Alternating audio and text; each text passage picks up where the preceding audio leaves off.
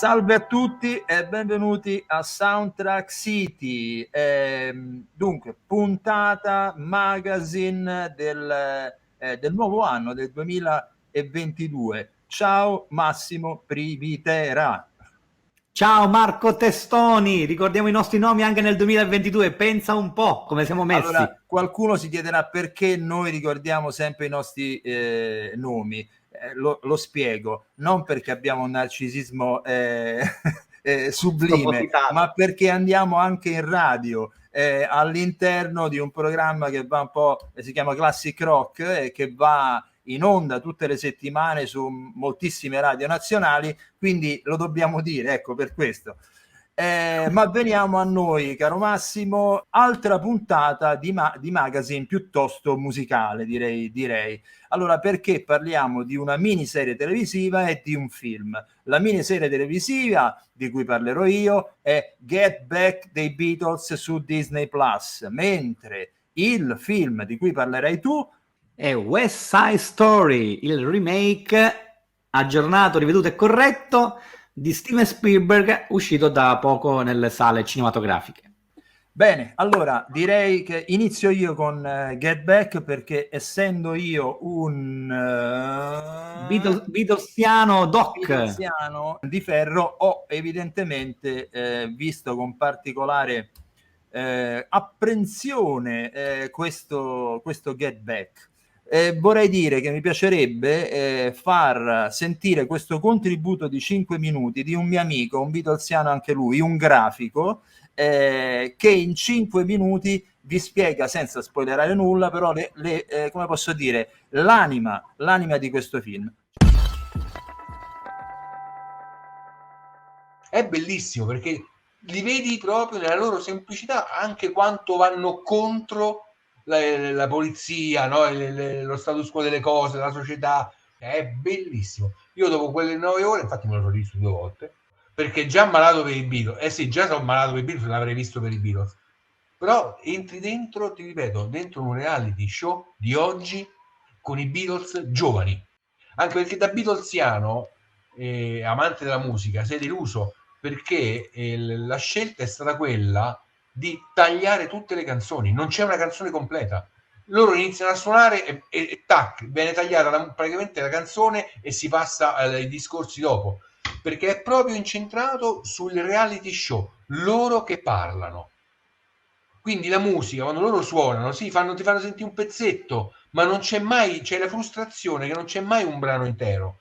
Perché l'idea non è quello di fargli vedere loro che cantano, che suonano, e far vedere loro nel reality show che parlano, strimpellano, scopri per esempio che Get Back poteva diventare la prima canzone a sfondo sociale contro il primo ministro inglese che stava bloccando l'immigrazione nel 68-69, in quegli anni, dicendo appunto tornate a casa vostra, tornate nel vostro paese.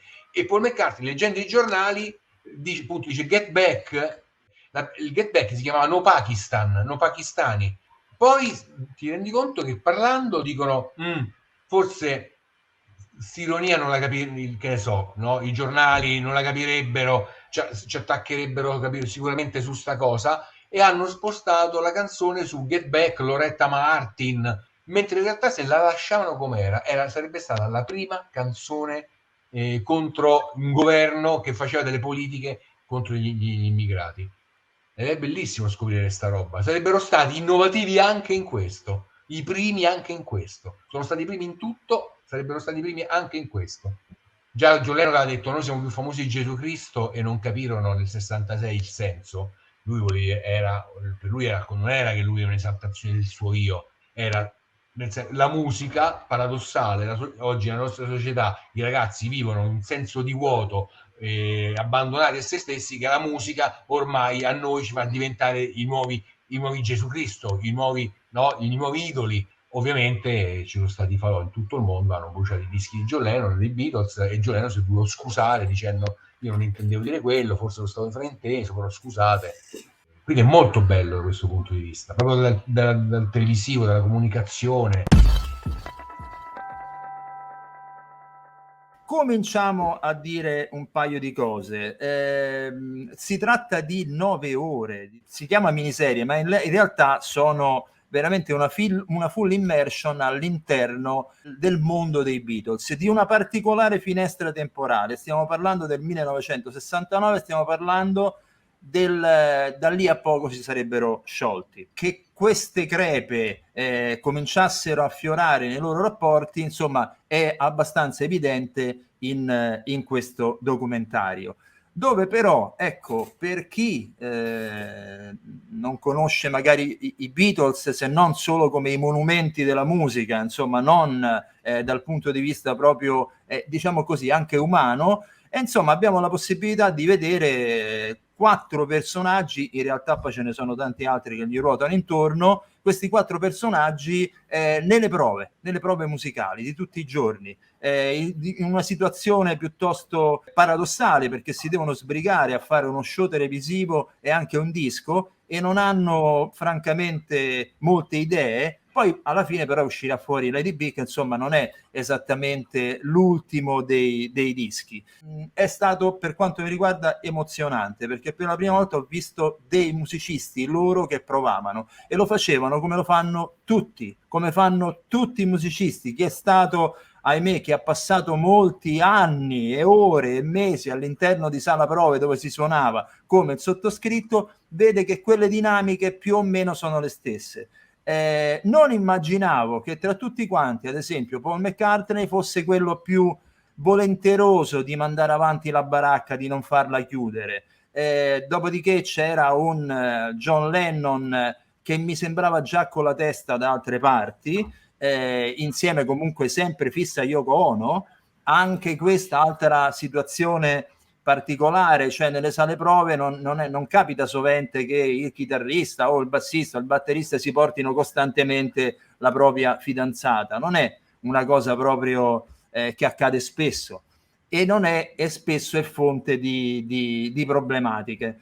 Un Ringo Starr che mi sembra un orchestrale che sta lì, partecipa molto relativamente a tutta la vicenda, e io non immaginavo che George Harrison fosse tra tutti quanti il più puntuto, credevo fosse il più tranquillo tra tutti quanti, invece no, tanto è vero che in un certo punto prende e se ne va, e questa è cosa nota, quindi non spoilerò nulla, ma poi ritorna. Perché? Perché stiamo in una fase finale dove probabilmente lui avrebbe voluto più spazio, ma stretto tra 2 giganti come John Lennon e Paul McCartney, probabilmente questo spazio insomma se lo sarebbe dovuto faticare parecchio. Quindi insomma, morale della favola, io vi consiglio assolutamente di vedere, a tutti i fan dei Beatles, questa miniserie. Gli altri avranno dei grandi problemi, ve lo dico subito, perché se cercate un pezzo che termina fino alla coda non lo troverete mai, perché sono prove, quindi iniziano, si fermano, e su questo c'è c'è una bellissima chicca. Se non sapete, io parlo invece a tutti gli altri, come nasce un brano, sappiate che voi vi troverete di fronte a Paul McCartney che crea proprio in diretta Get Back. Lo fa prima con degli accenni, poi comincia a capire qual è la strofa e qual è l'inciso. È bellissimo assistere alla nascita di una canzone che conoscono tutti quanti, ecco, dal vivo, in diretta. Vorrei dire che un piccolo dettaglio: il regista di questo film è Peter Jackson, lo stesso del Signore degli Anelli, per dirne una. Ma veniamo a te, caro Massimo. Passiamo da questa appassionata recensione da un Beatlesiano doc quale il mio collega Marco Testoni, a me che sono un fan della prima ora, in realtà postuma, perché ho conosciuto il film, quello storico, il capostipite, molti anni, perché quando è andato nelle sale io non ero ancora nato, e parlo di West Side Story. Ho perfino il disco, tra l'altro questo disco lo regalò mio padre a mia madre, c'è anche tanto di dedica dentro, è bellissimo con le foto di scena, capolavoro, musical ovviamente di Robert Wise, che poi diventerà il regista di Star Trek, il film, e della corregia di Jerome Robbins, che curò le coreografie.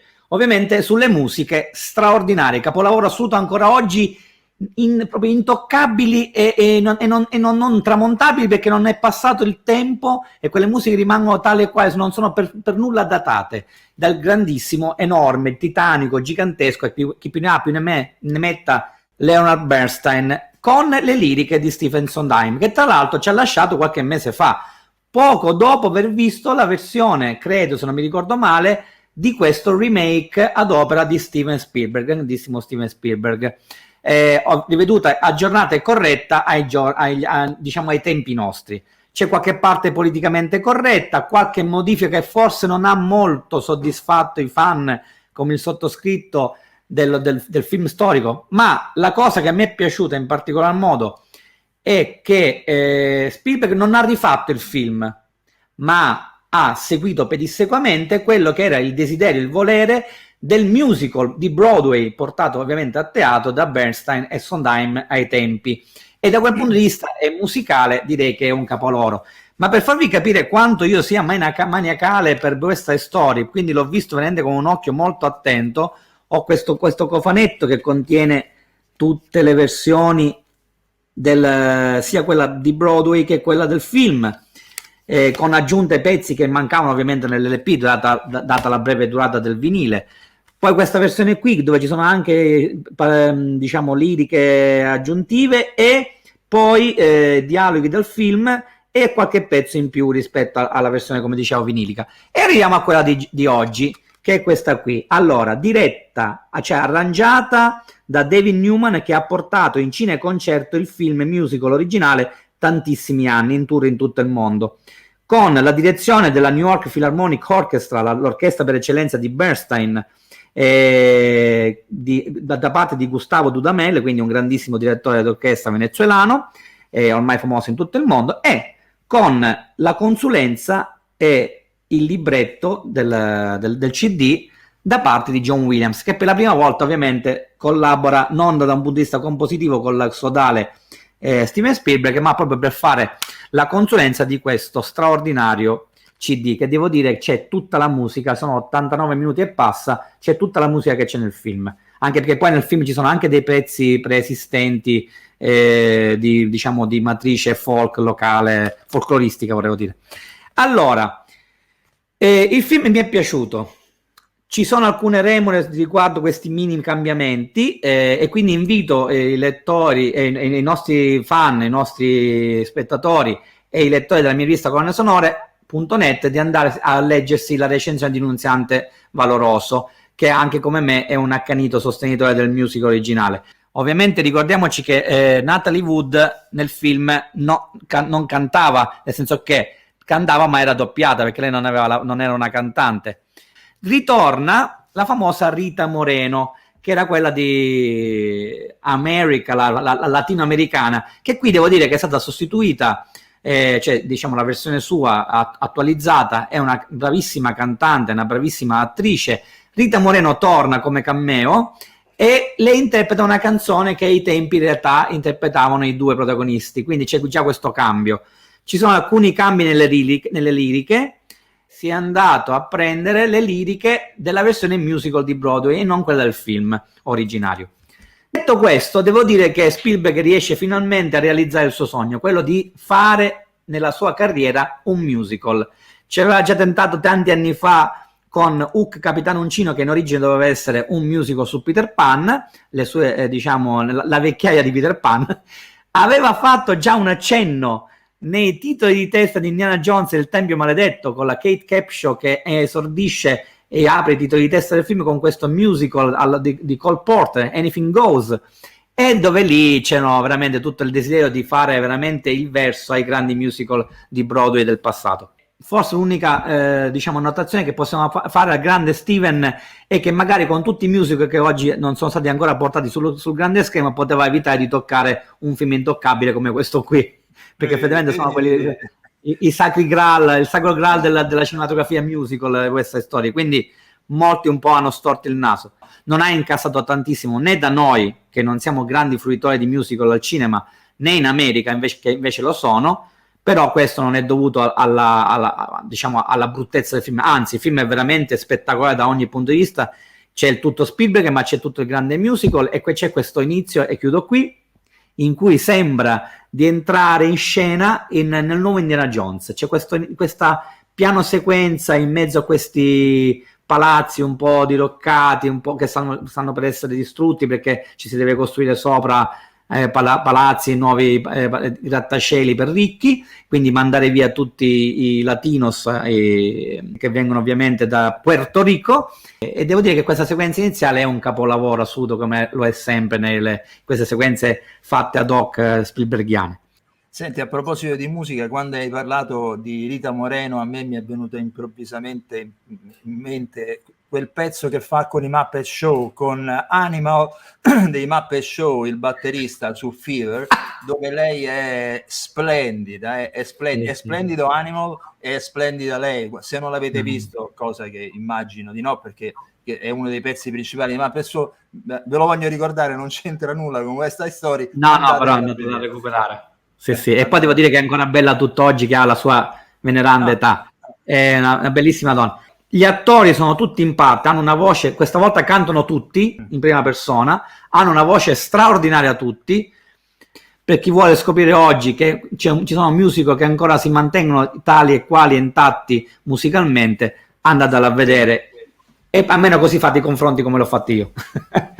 Va benissimo, allora grazie Massimo, questa volta abbiamo fatto una puntata un po' più lunga, ma insomma i due titoli meritavano questo approfondimento, direi. Abbiamo parlato quindi di Get Back, la miniserie dei Beatles, di Peter Jackson, diretta da Peter Jackson, e di West Side Story, diretta invece da Steven Spielberg. Direi che per oggi è tutto, noi vi ringraziamo, ciao e alla prossima. Buon anno ancora, alla prossima.